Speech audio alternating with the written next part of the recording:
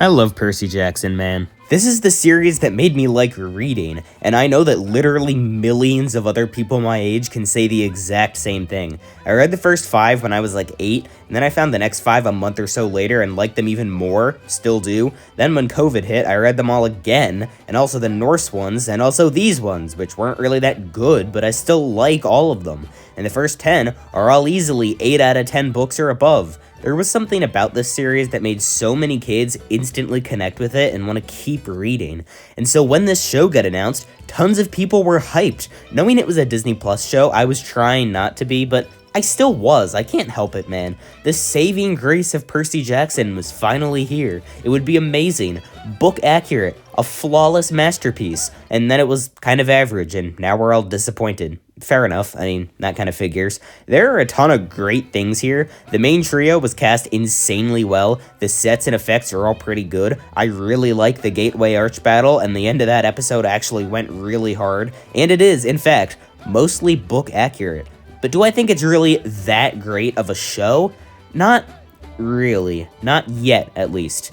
Part 1. What made Percy Jackson originally work? Here's your trigger warning for clips from the movies in case it's so offensive to you that you will literally die from seeing it. I'm not trying to be long-winded or rambly here, asking, could it be this? No. This? No. No, I know what it is. Everyone who's read the books kinda does.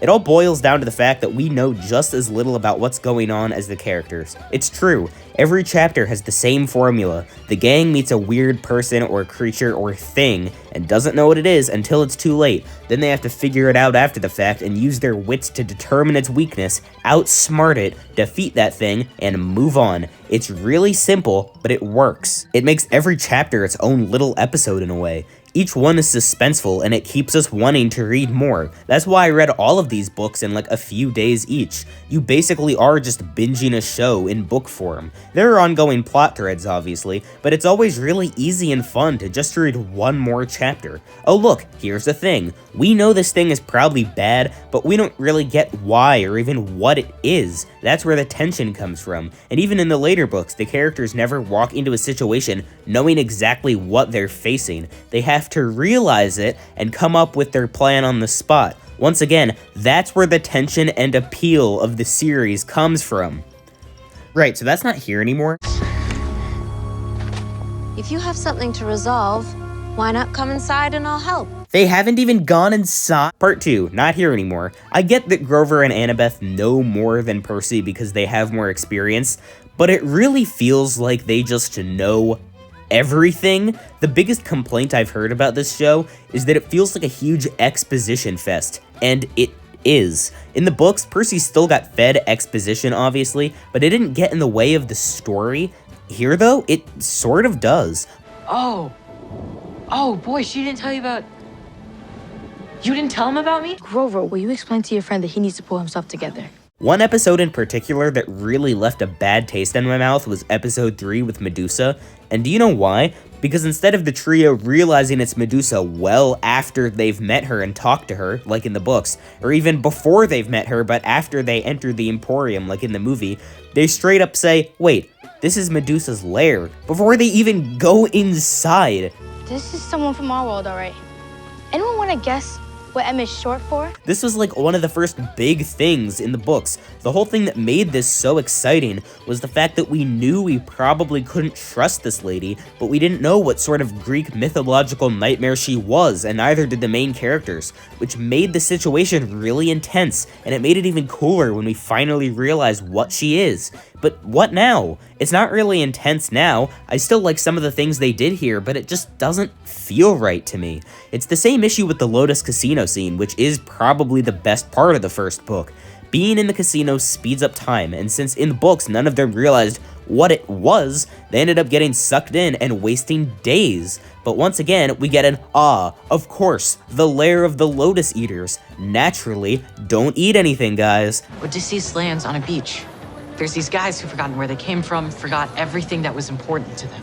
And they got that way because they ate the lotus flowers. I think the lotus flowers being pumped into the air was actually a clever idea, but like, really, man? Really? The trio realizing they lost a whole week of quest time was a huge shock in the books, but now it's just not, especially because they didn't lose nearly as much time, so it doesn't even matter as much anyway. We already know what the point of the scene is now, and knowing the point defeats the point. The only episode that I think even has that much tension at all is episode 4, because it has that cool train scene and a really awesome ending, but even there, they knew exactly who this lady was. The mother of monsters. Echidna. Where's the fun in that? I saw a comment that was joking how in the next season, they'll pass Cersei's island and Annabeth will say, "Oh, don't go there, she'll turn you into a guinea pig," or how they'll put the golden fleece on Talia's tree to heal it, and Grover will chime in with, "This will probably bring her back to life now that I'm thinking about it, but that's fine. If you haven't read the books, this is all kind of nonsense, but if you have, you understand exactly what I'm talking about here, and you can imagine how much that would totally suck. But what sucks even more is that I can totally picture both of these situations happening if the next season is written the same. Because the way it is here, pretty much everything has been stripped of most of its excitement, and the cool ideas and scenes they added aren't usually enough to stop the overall product from being kind of boring. Part 3, it's like this for a reason. Book accuracy, that's the reason, that's it. The 2 Percy Jackson movies are okay as movies, but as adaptations, they are truly terrible. They go so far from the source material that even Rick Riordan, the author himself, has said countless times how much he hates them. And tons of Percy Jackson fans do too. I don't really mind them that much, but I was still totally on board with the idea of finally getting a representation of this story actually accurate to the books. But even though being book accurate definitely should have been a goal here, it feels like it was kind of the only goal, or at least way too big of a goal. It feels like this show was so focused on being book accurate that it forgot to actually keep the key factor that made those book accurate things work in the first place. Yes, we finally have a version of this story that has Ares in it. Yes, they actually get attacked by a Fury on the bus like they were supposed to, but the stuff that made those things exciting didn't exactly get carried along with them. And since the plot follows the books so well, you kind of just know exactly what's gonna happen the whole time, just more boring in most cases. And even though watching this show really made me want to do a third reread of the series, it came at the expense of me constantly thinking about how much better the books are at telling the exact same story, except this scene I'm showing right here, to be fair, which is actually really cute and I really like it. I'm not trying to make a super long video here, I'm making this all in one day. It's actually pretty cut and dry what the problem is, and I can safely say that because pretty much every other person on the internet who doesn't have like Luke Castellan tattooed on their arm has said exactly the same thing. I'm glad that the show has already been cleared for a season 2. But it needs to fix these problems if we want it to get cleared for a season 3. And that is the ultimate goal now, right? To get to 5 seasons and finally see a full version of Percy's story on our TV screens.